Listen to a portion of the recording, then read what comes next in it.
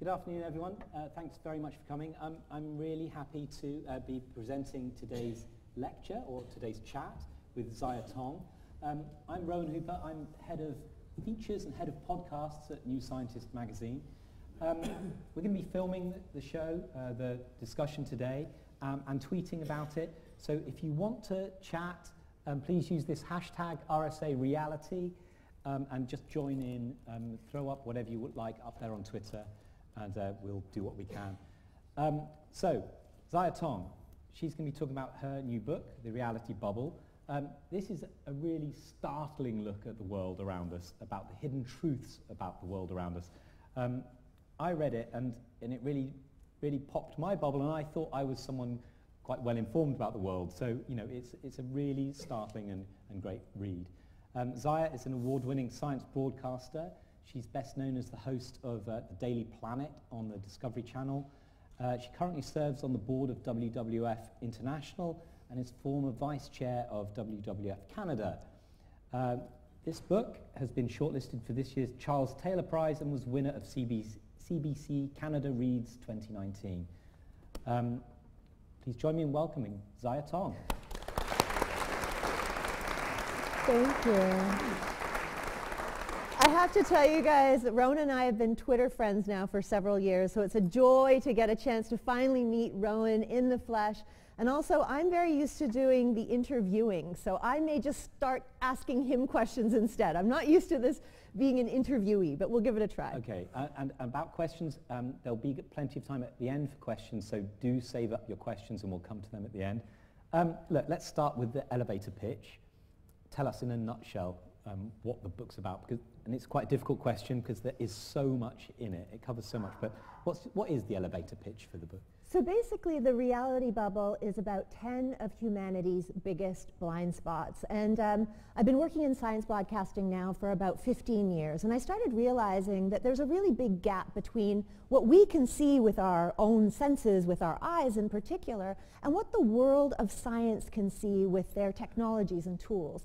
And working with scientists in so many different fields, I mean, I think today we know that we can image everything from a black hole to an atom. This is a world, and this is a much bigger reality than what we're able to perceive. So I started thinking, what if I could parse together this sort of pixelated image of the world view that scientists have?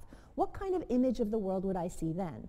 But simultaneously, this is longer than an elevator pitch, I also had a bit of an insight one day, which I call a shower thought, because I actually did have it in the shower, which is in the 21st century, there are cameras everywhere, except where our food comes from, where our energy comes from, and where our waste goes. So how did we become the most powerful species on Earth when we don't even know how we survive?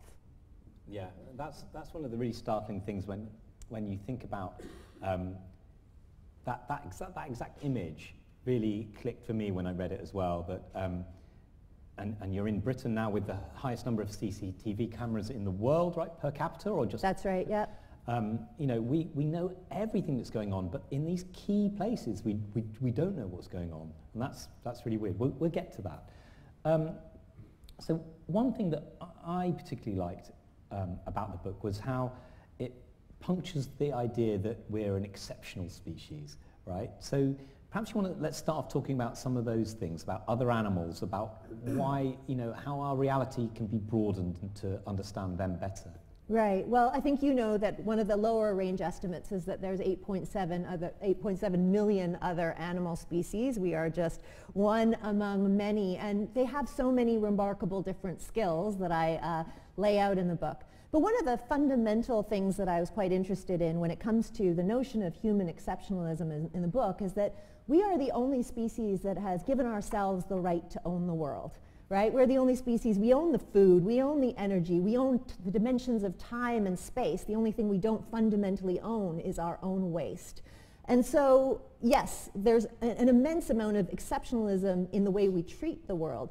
But at the same time, you know, we're not the only species, for example, that can appreciate beauty, right? And I think one of the chapters, chapter 3, I believe, starts with the story of Geza And he is a primatologist, and he's basically one day he's got a day off and he decides he wants to go and check out the sunset. So he climbs up this sort of a cliff edge and he's looking at the beautiful sun coming down over the waters on Lake Tanganyika. And he sees these two big chimpanzees coming on either side. And they're pant-hooting and they greet each other. And they sit down in front of him and they watch the sunset together. He's just behind them and he's watching the sunset with these two chimpanzees. And he's blown away by something just so basic and so simple that other creatures might enjoy something as simple as a sunset. And yet we here think that, of course, we're the only ones who can do things like that. Yeah, that reminds me of, I asked a primatologist once who studied all the different tools that primates, you know, all the sticks and things that they use, and spears even. Are there any tools or things they have that are kind of non-functional? And he said, yeah, there is actually. And he showed me this bit of wood, and it was kind of just looked to me like a bit of wood, but the young chimps have been using it as a doll. Oh, and you're kidding me. Cradling it. Wow. And even putting it to bed.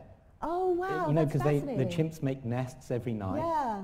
And the baby, the juvenile chimps would put this, just like our toddlers do. Yeah. You know? Yeah, so it is incredible, the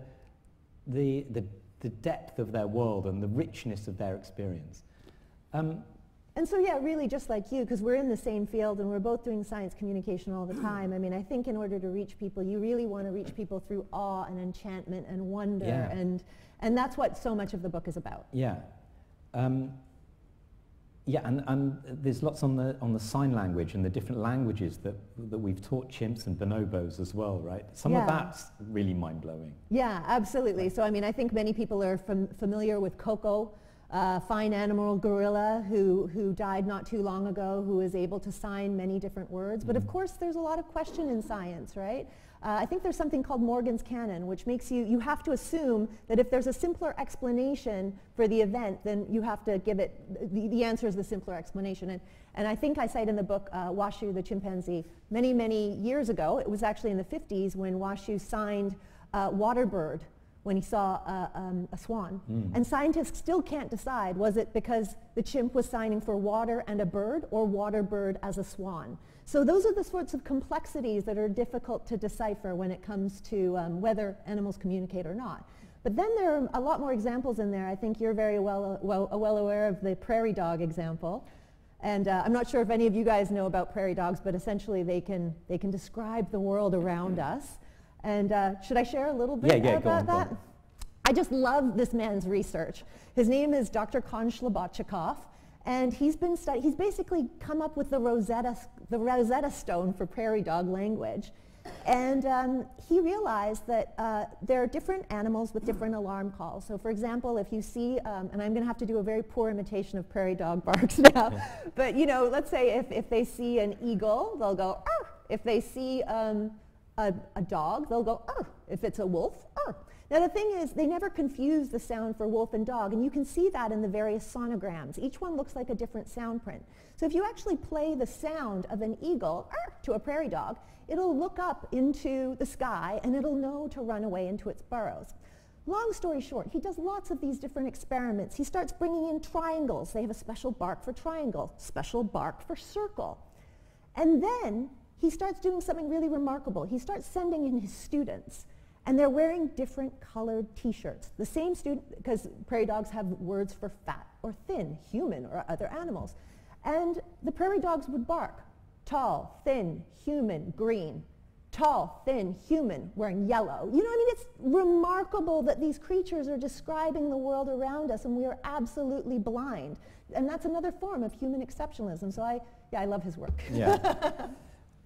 Okay, so let's, we've talked enough about awe and wonder now. I'm afraid let's talk about some doom. We'll have to get a bit darker, because I think related to all of that is the way, or it informs your thinking about the food industry and the meat industry and our food supply,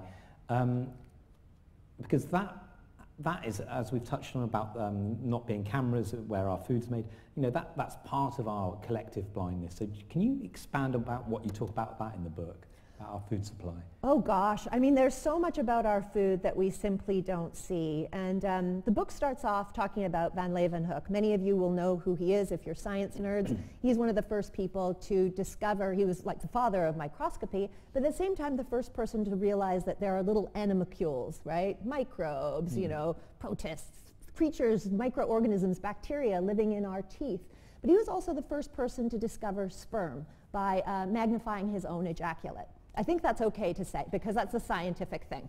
So he had discovered that, and really that transformed the world in a sense, because today most of our domesticated animals, 90 to 95% of our pigs and cattle, only exist on this planet because of in vitro fertilization. In fact, all of the turkeys in the world are only bred through in vitro fertilization, right? And that is because we hijacked their biology. These are animals that no longer have sex, and we figured out how to do that thanks to the discovery of sperm.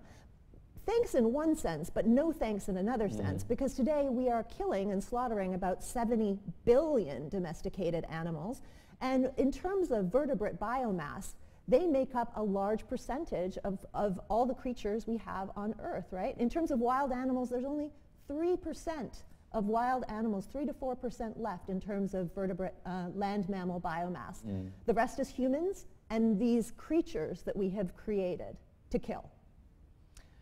And that also comes on to climate change and biodiversity. So, you know, the huge farming that we're doing for beef in particular, by putting all cattle, huge, giant cattle farms, and most of them are actually contained now, aren't they, in sheds, in Brazil, in South America in particular. This is really driving down biodiversity, but it's driving up emissions, and you know, our demand for animal products has just gone out of control. You mentioned that number, the amount of animals we kill each year in you know, multiple billions. And that's not counting fish, of course. Right. Yeah. Yeah.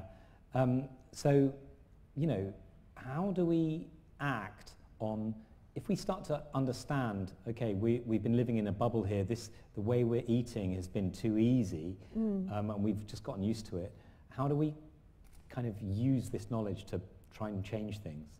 Well, I think the first thing, and as I think you probably know because you helped me review this book, the book it's not a preachy book in any sense. You know, I really want to get at things in a different way. So I want to actually examine why we don't pay attention to things, not just say that, you know, we're blind to the burger, certainly, and we're blind to the devastation of the ecosystems behind the burger. But also, there are reasons why we don't like to look deeply, right? And I talk about the scientists who call themselves disgustologists, because we kind of move away from things that disgust us, things like slaughterhouses, things like rot, things like disease. We move that into the far boroughs away from our cities so that we no longer see it physically even near us. But then there are dangers, because when our meat or the things that we eat become diseased or rotting, or the people who are working in those factories are actually getting amputated on a regular basis because the barreling line is coming down so quick with all those animals.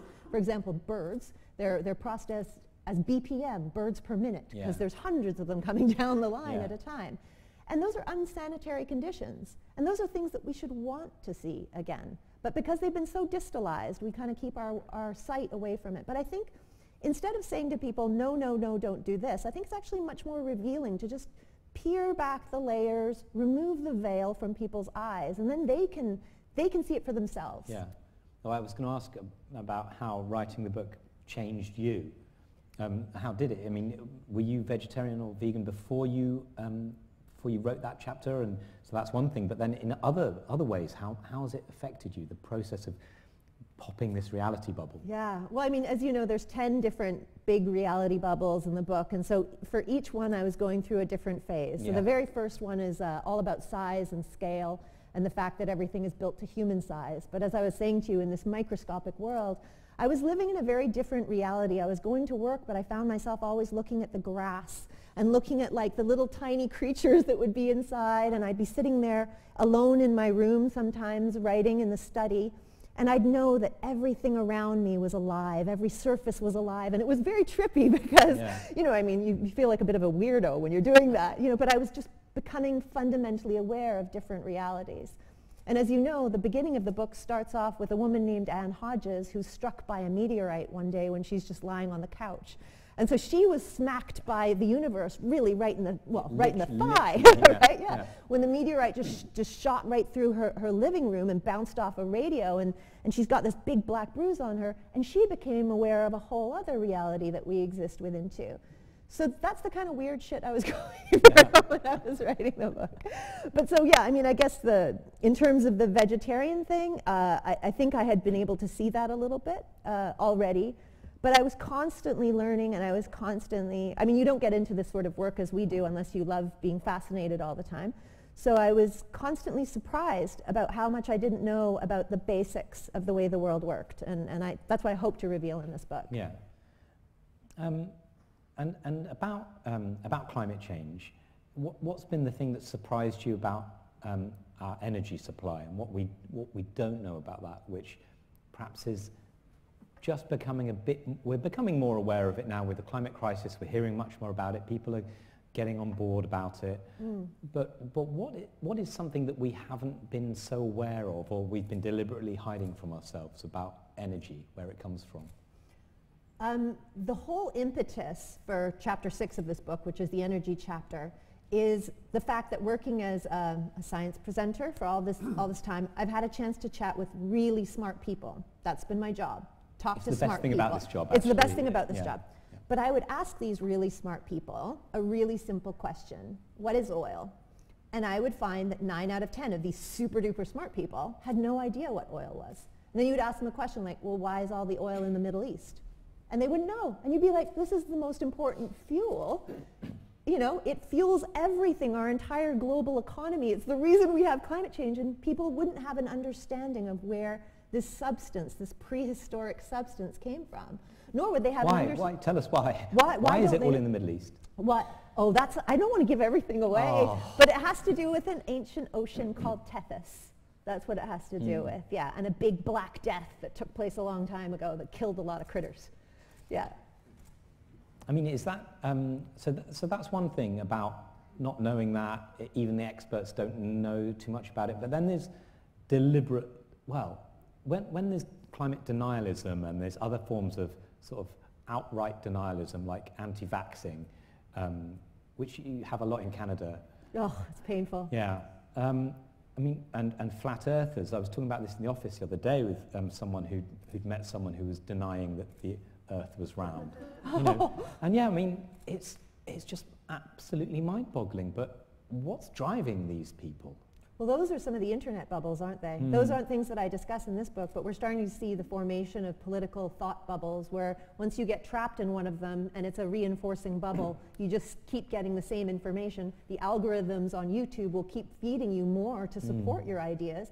And we know that people tend to believe and respond to information that they already have a little bit of information about. So they're more likely to be even more receptive to it. And so that's how you kind of get this idea. But I don't know if you saw Beyond the Curve, which was a really wonderful documentary about flat earthers. And there's an experiment at the end, and the flat earthers do it.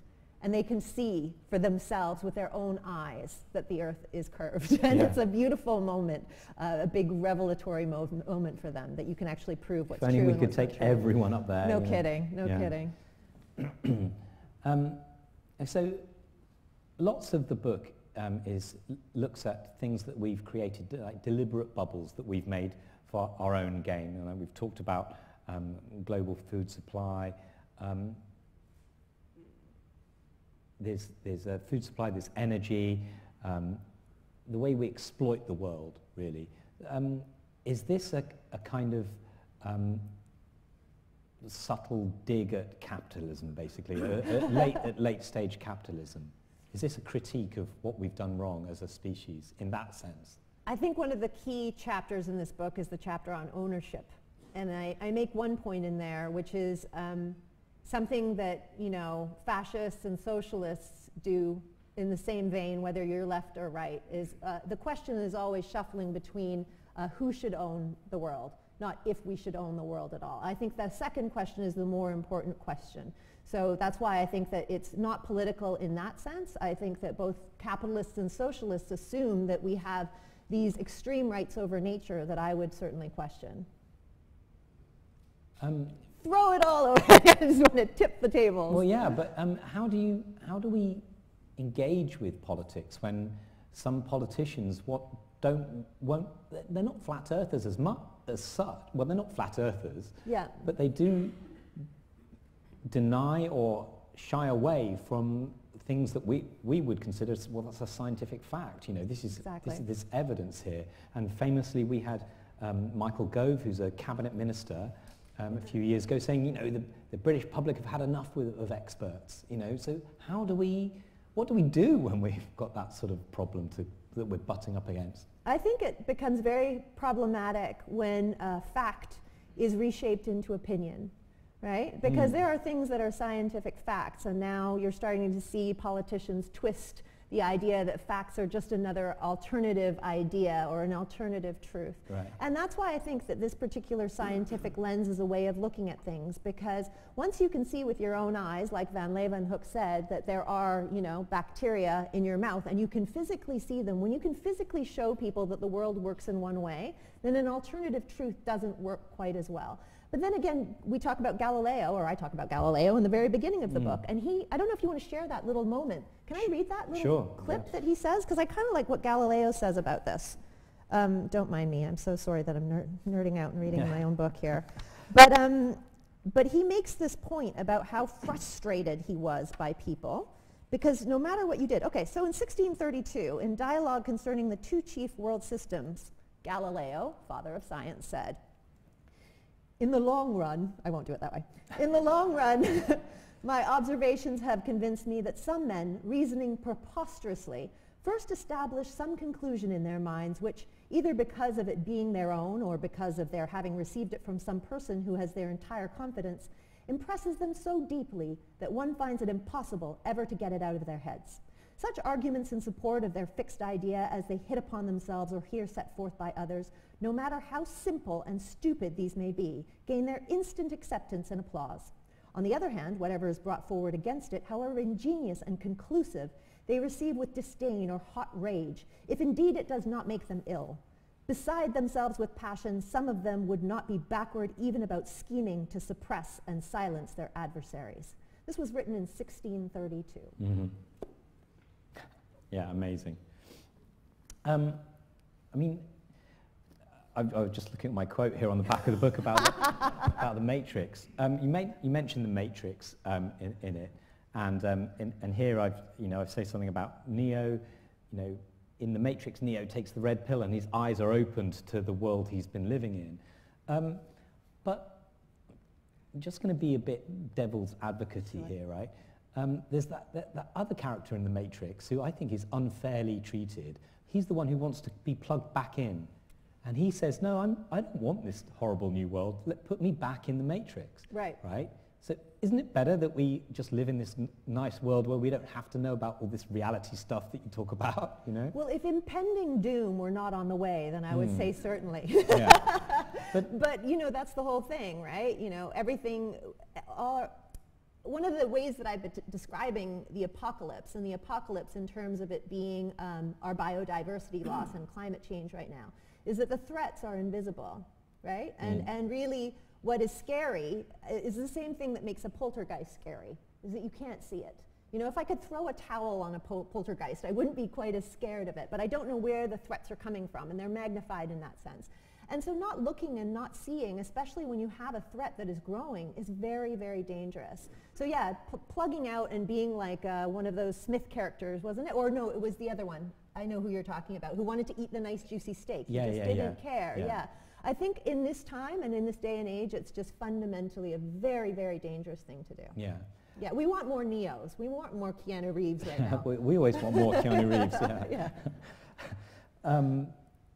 Yeah, and I think that's something that you do really well in the book, is that it makes it hard to resist, and you don't want to resist it either. It's like it is fascinating to have your eyes open to this world, and there are all these little bits of wonder and awe and like fascinating detail throughout. So you've managed to do both things very well, which is that's so kind. Which is great work. Let's talk about time and space a bit. How are they part of our reality bubble? Shall I read out one of these bits about time? Well, time for me, I'll just give you kind of a little bit of background on why I included time and space, because I see these as our civilizational blind spots. We have these ideas about time and space, and it's a lot like, it's a lot like that quote of "we know not the fish knows not the water in which it swims," right? Time and space, these are the dimensions that we inhabit. And yet we don't have a sense of how come we've become so ruled by them, And it's really because we broke down time and space into these really almost absurd level measurements. Right. And you can share a couple of those, because I think that most people don't think of time and space in this way, but this is how scientists see time and space. Yeah, so I don't know if anyone knows how a second is actually defined, but here's something that we've got here. In 1967, an international consortium defined a second as the duration of 9,192,631,770 periods of the radiation corresponding to the transition between two hyperfine levels of the ground state of the cesium-133 atom. I mean, okay. Not what we use in everyday parlance. Yeah. You're late by how many seconds? But we have to have definitions that are measurable, that we can work with, and if we had a second definition that was like, one heartbeat or something, it would vary so much we wouldn't be able to do anything with it. So it's helped science, it's helped human knowledge in a huge way, right? It depends on who's using it for what, right? Like when you think about GPS systems, for instance, if you're off by 38 microseconds a day, which is what would happen if we weren't factoring for, special relativity and general relativity, we'd be off by 10 kilometers a day. I think I remember that correctly. So we need precision for some things. Like in the past, before we had perfect timing, people would have to just say, well, we're meeting at dawn, right? Yeah. Or even if you think about the days before we all had cell phones, we would have to kind of make arrangements to meet. So people certainly could still meet. But for most of time was measured by events, by the time it takes for a locust to cook or whatever. Yeah. So, those different examples that I give in the book. And that gave people a lot more temporal freedom. Whereas today we have a lot of temporal rigidity, and we live these increasingly 9-to-5 lives for some people who, like in Japan, are suffering from a condition called overwork death. It's called karoshi, right? And you've lived in Japan, haven't you? Yeah. Do you want to share a little bit about that? Because you would know more about it than I would. Yeah, this was a thing that came about, it popped up in the news when I was there, this thing that people had been literally worked to death and they were afraid to go home, and their bosses would stay incredibly late, and so no one wanted to leave home before their boss, and so people became massively overworked. So it became a kind of buzzword thing that was popping up. I don't know if anything's been done to tackle it now. I read from Jake Adelstein. He's been following up on it, and a little bit has been done to tackle it from my understanding. But I do feel that, regimented and applied to human time, we have our own circadian rhythms. All these animals have times. All of nature has a time. And one thing that all of you will start to notice, especially that I've noticed here in London, is time is starting to grow increasingly out of whack. If you walk outside of this building, you'll see cherry blossoms blooming on the 6th of February. Something is going very, very awry with our time. Yeah. And you're speaking as someone jet-lagged as well. Exactly. Okay, let's go to space now. So with its own absurd definition. Yeah. So how does if time is one way that we don't quite understand the reality of the world, what's the corresponding examples for space? How does that work? Well, space, and what I get into in the book is the way in which we've measured and carved up space in so many ways. And one of the things that I write about in there is this notion of ad coelium, right? I don't know if I'm saying it properly. It's in Latin. I did it for the ebook, but who knows? And this was this notion in the past that we had forever and ever, that if you bought property, if I bought a piece of land, let's say this piece of land here, I owned it all the way up until the heavens, and I owned it all the way right down to hell, right down to the base of the earth. Well, we certainly know that that is not the case today. In fact, the Queen probably owns most of the land beneath your buildings, isn't that correct? Yeah. And then just above, all the airspace is actually progressively carved out and owned by different people, and you may not be aware of who owns what above you as well. And then how did we start carving out all this time, like all this space that surrounds us? And it all comes down to measurement. And we have this definition of the meter here, which is kind of like we've just talked about for the second. So a meter also has a kind of crazily precise and very definite measurement. The true or invariable meter is defined as a length equal to 1,650,763.73 wavelengths of the orange light emitted by the krypton atom of mass 86 in vacuo. And you never use that at IKEA, right? Never, never. Just talking about what's under London reminded me, I was going in, I went in the Crossrail tunnel as it was being dug out under London. I'm waiting for that. Well, we all waited for that. And when I went into it, it was under Hyde Park, and yeah, one of the guys who was showing me around was saying how much of the land is owned by different consortiums and companies. The University of Oxford or different groups who own it. And there's a lot of sort of military stuff down there as well. There's so many tunnels under London that have been dug out during the war for evacuees to go down.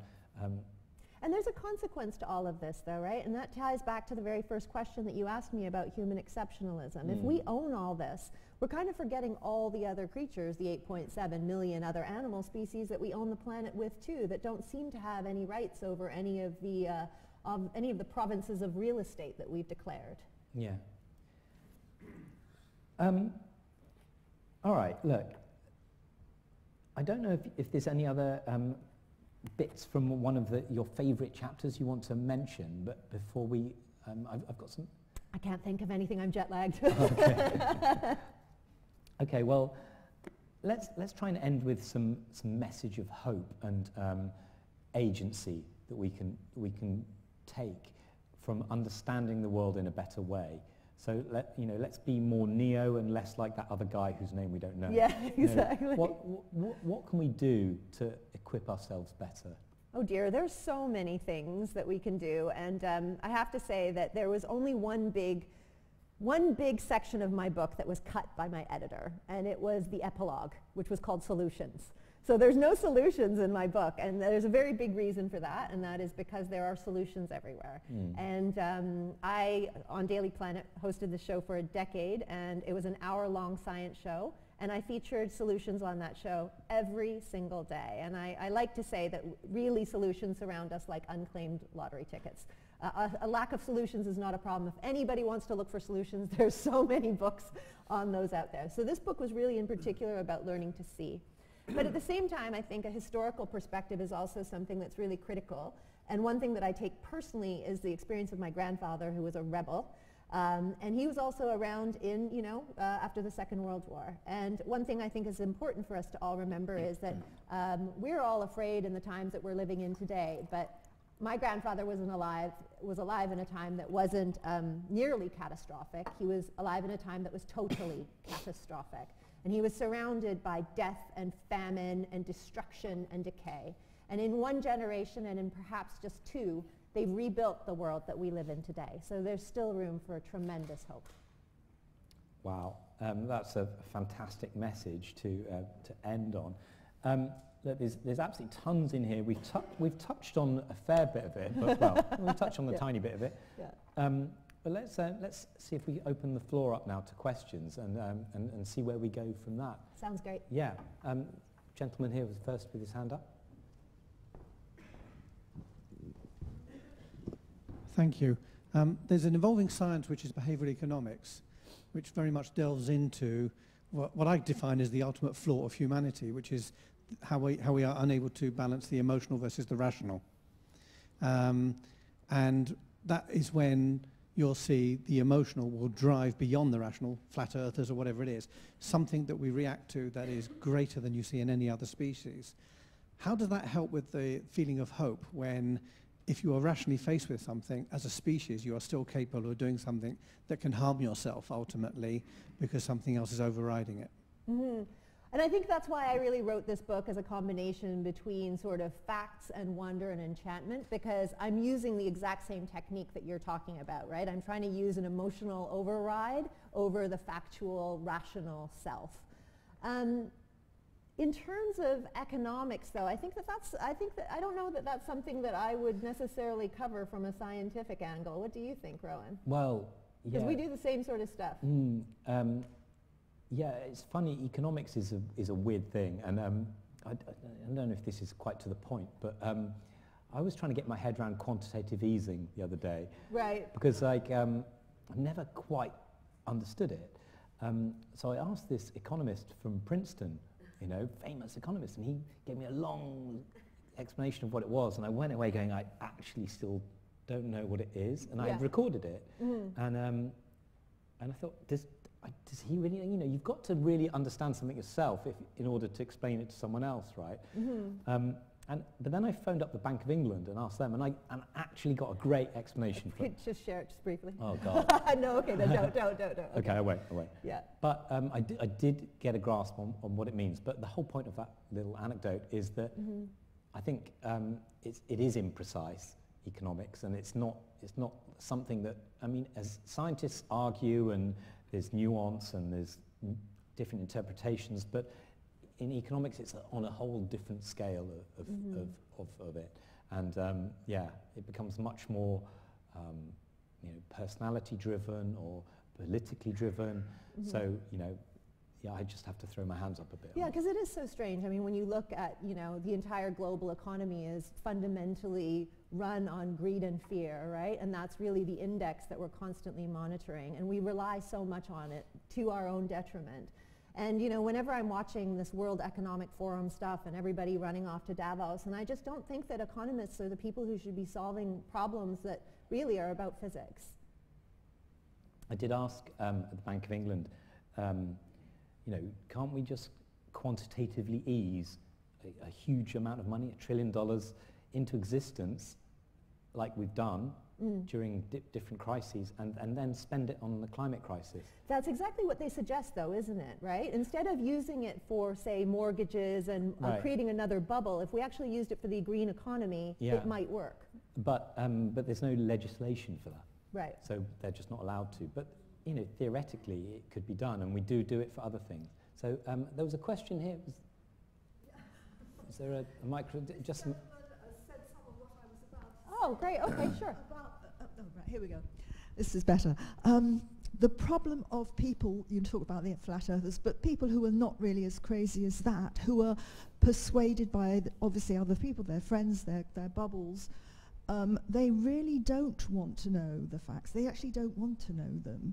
You've been talking about solutions. What do you do? I mean, I've met people in America and so on who are Trump supporters. I know what you're saying. They come out with all sorts of very, very peculiar ideas. One thing in their lives which has persuaded them that they love him. And it's such an irrational thing that they've thought of.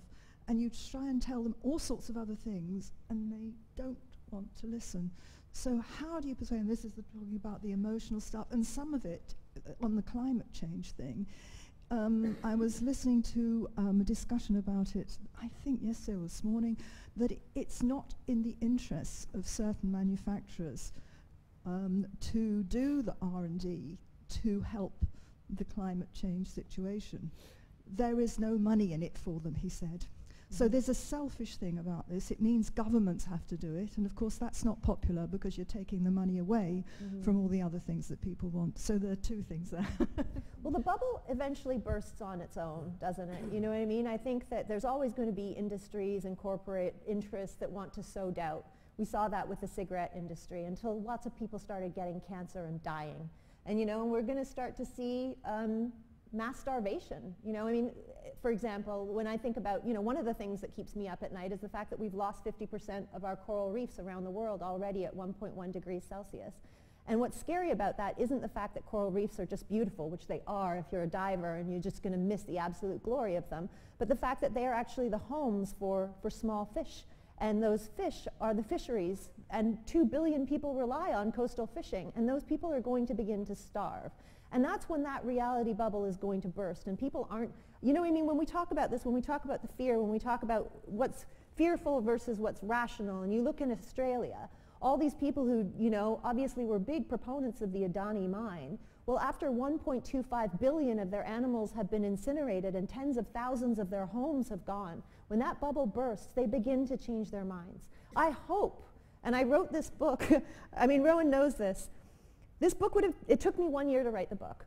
And it should have taken me 1 year to write the book, but it took me 5 years to think about the book because I spent so much time trying to not write about the environment. In fact, I used the word environmental only a few times, and I tucked it in there for fun by the end because I could, because I so didn't want to tell you a story that you thought you were going to hear. Because I know that if I do that, and if I preach, nobody's going to listen. Everybody tunes out. And so you're right in that sense. You have to approach things from an emotive, a storytelling way, because not everybody responds to facts. Some people do, some people don't. But facts are not opinions. Yeah, it's something we struggle with a lot when we how to talk about, how to write about climate change.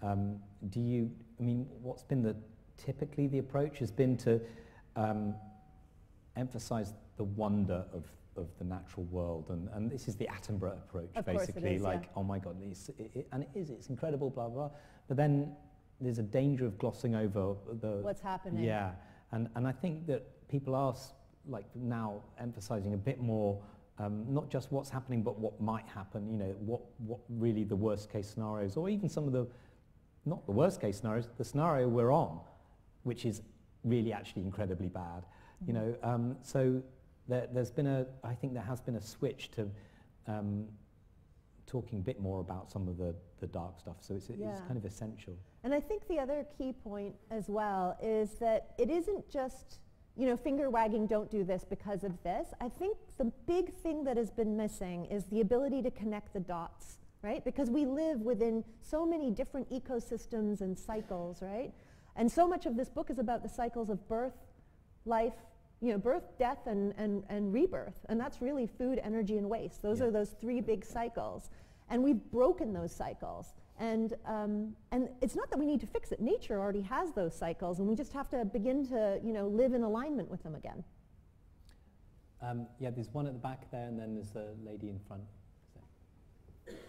Thanks for a great talk. My name's Alex. I'm starting a storytelling society which is going to inspire the radical social change we need by telling thrilling tales from better futures. Right. And it's called Solarpunk Stories. So I might have a certain paradigm bias in terms of the question I'm going to ask, which is that there was a paper done some years ago called Sell the Sizzle, and there's a lot of other neuroscientific and cognitive research which says that telling people how bad it's going to be if we don't act on climate change merely triggers the response of passivity and denial. And what we need to do is inspire people with enticing visions of how much better the future could be that excites them to go towards it. So, like, Martin Luther King didn't say, like, I have a nightmare.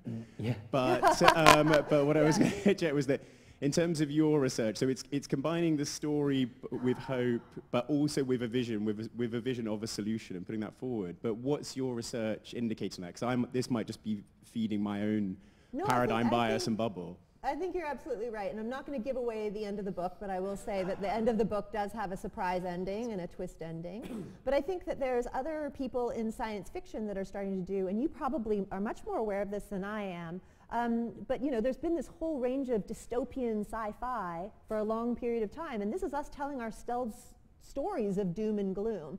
Whereas there's a whole other new area that's called Solarpunk. Is that not right? And that's really like, oh, so you know, would you want?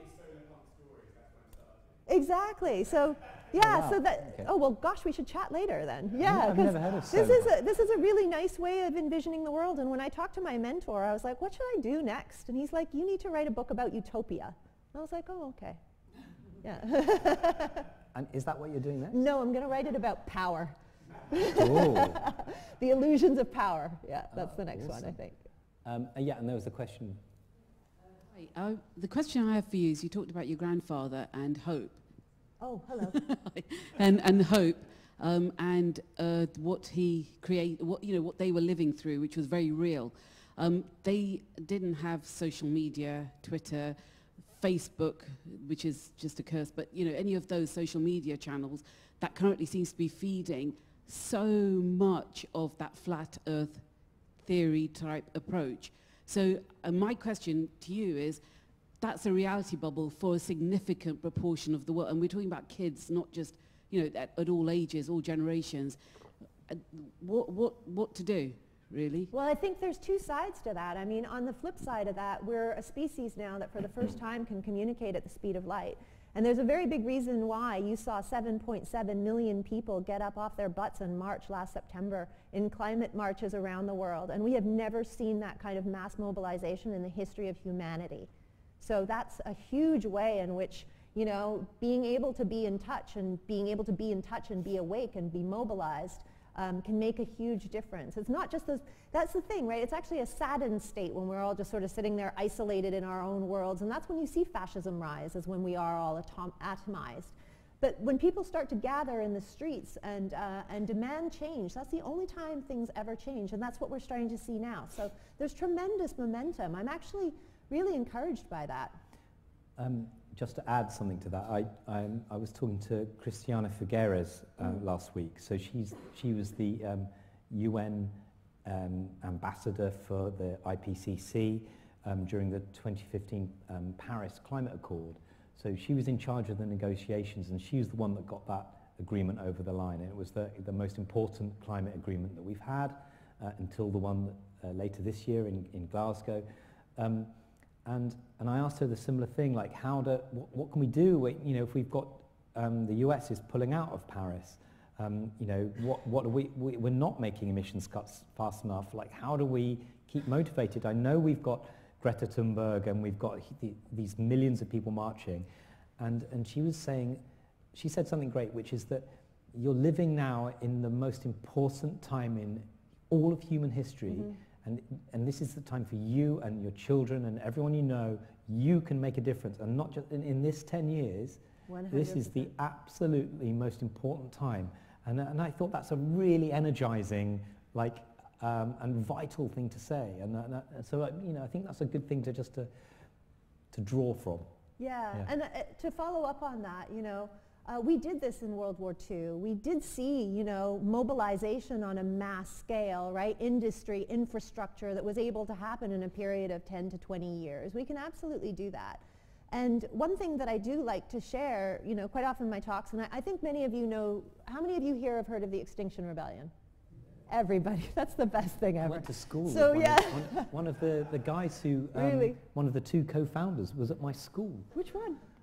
He's called Simon Bramwell. Really? Yeah. It's not the famous one. There's Roger Allen. There's several. But it's the great thing about the Extinction Rebellion primarily is it's actually a leaderless organization. Right. And while you guys may know a lot about what's happened in the UK, I don't know if you know or not, but there's over 700 chapters around the world now in like 80 countries. So it's everywhere, and I'm so proud because XR-UBC, which is my alma mater where I did my undergraduate degree, just recently, this last month, these kids were doing die-ins outside of the president, who's an awesome guy, President Santaona, I really like him, but they were doing die-ins outside of his office, and then they staged a hunger strike in January. UBC has a $1.2 billion fund. This group of ragtag kids got them to divest them all of the fossil fuels. It's 100% fossil fuel free. And I'm just like so impressed. Yeah, exactly. So it's stories like that, those sorts of positive and stories that show we can make a difference even when there's inactivity at a high level. Any other questions around the place here? Yeah, there's one at the back here. Excuse me.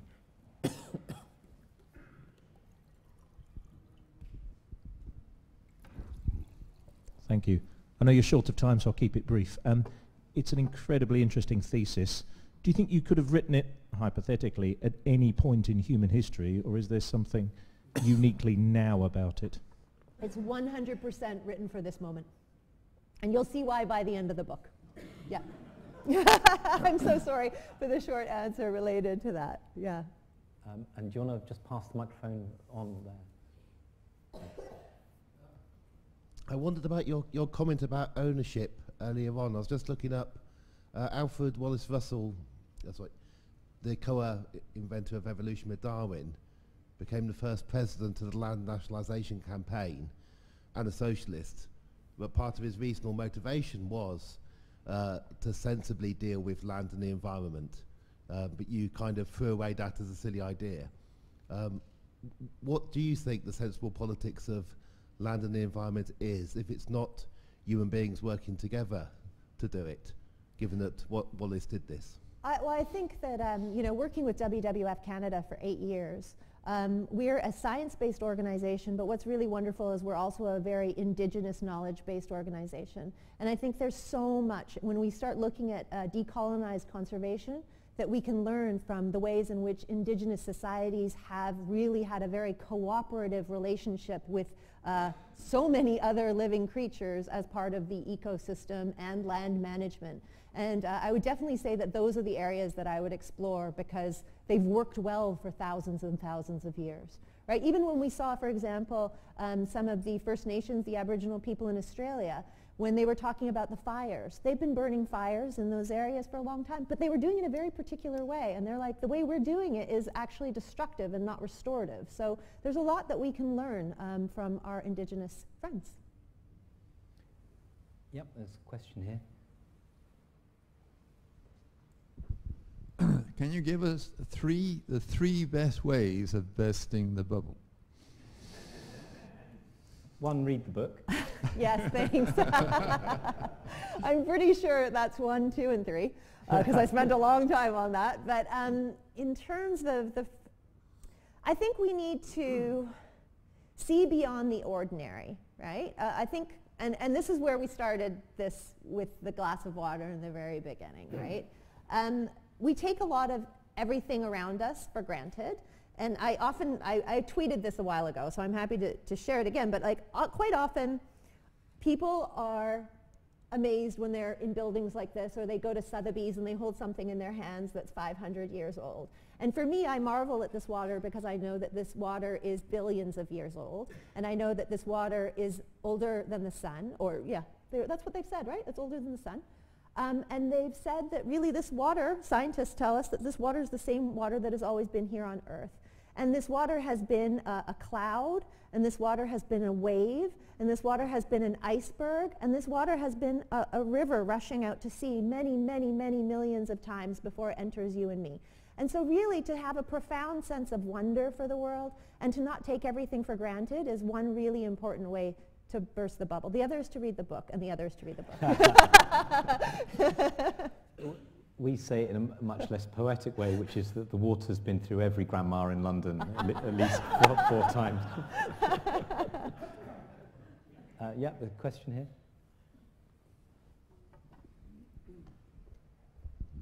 Are there any drawbacks to busting reality bubbles? Might people who sense that their bubble is about to burst panic and clutch on to older ways of thinking more frantically? I mean, is there groundwork that's necessary to help people to give up on whatever bubbles of perception they're holding on to?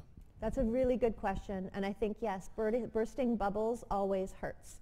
Because once you're inside of the bubble, you have the illusion that you're in a prosperous world, but it doesn't actually hit you until it bursts. If you think about tech bubbles or real estate bubbles, right? Everybody says you could see it coming. You could see it coming. Everybody is warning the people inside of the bubble, and the people inside the bubble think they can ride the wave a little longer. And it's always those people who don't get out of there fast enough who end up suffering.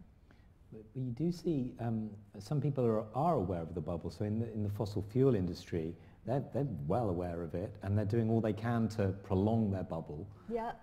Whereas, for example, in the insurance bubble, they're doing something very different, right? All the people who are money lenders for insurance policies, they're quite aware that you don't, you don't want to start insuring everybody who's got a coastal home. Yeah. Yeah. I mean the Miami beachfront, the whole of the coast. That's becoming uninsurable. Like Exactly. People can't insure their homes there anymore, and there's a whole nother crisis about to break there when people start getting their money out from there, and what's going to happen then? Don't know. Yeah, exactly. But that's what I always wonder. For the people who are the true climate change deniers, I'm like, go buy some coastal land in Florida then. You know what I mean? But I don't want to hurt them or anything, but I'm like, if you really believe it's okay, why aren't you investing in all that property? I don't understand this because, Donald Trump has golf courses in and Florida. They've been flooded. Some of his property and his hotels are suffering from this. But Yeah, it's a mystery. Yes. Let's say. Any other questions here? Yeah, there's one here. I think we've got a bit more time before we wrap up. Hi there.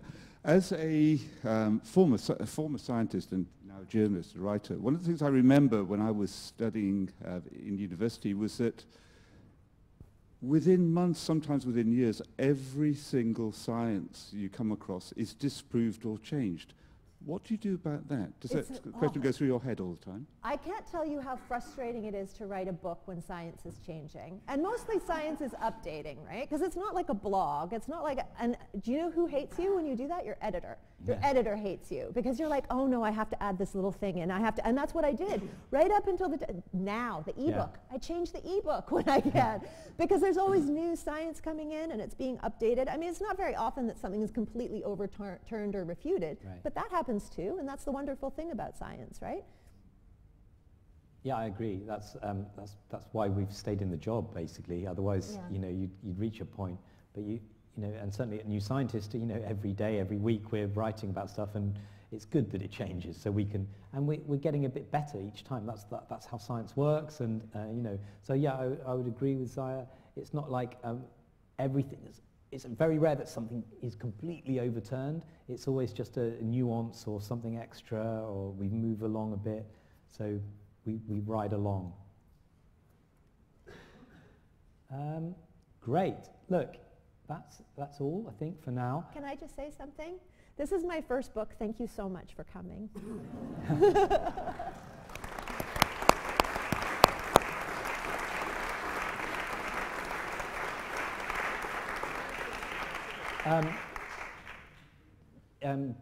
Do pick up a copy of the book outside. Ziya's going to be signing it out there, so you get a chance to get a signed copy.